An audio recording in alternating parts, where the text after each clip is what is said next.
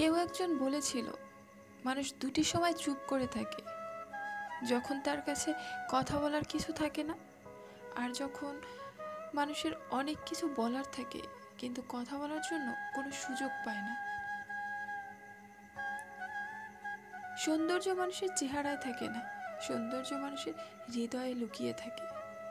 তাই ভুল পদ্ধতিতে সুন্দর মানুষ খুঁজতে যাবেন না।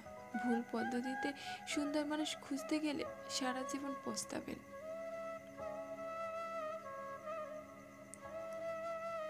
চেহারা সুন্দর ততক্ষণ, যৌবন আছে যতক্ষণ। আর সুন্দর মনের মানুষ পেয়ে গেলে আপনার হাতে হাত চেপে ধরা রাখবে সারাটি জীবন। প্রচুর ধন সম্পদের মাঝে সুখ নেই, মনের সন্তুষ্টির মাঝে সুখ লুকিয়ে থাকে। তাই আপনার কাছে যা আছে তাতেই সন্তুষ্ট থাকুন। আমাদের মন অনেক খারাপ জিনিস, সে অন্যের সুখ সহ্য করতে পারে না।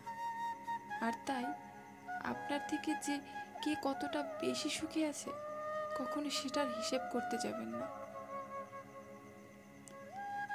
আপনি কি জানেন, একটি মানুষ কথা বলতে শিখে মাত্র 2 বছরে, আর কথা বলতে শেখার পর কখন কি বলতে হবে সেটা শিখতে সময় লাগে সারাটা জীবন। অনেকে বলেন ভাগ্য বলে কিছু নেই, যা আছে তা হচ্ছে কষ্টের ফল।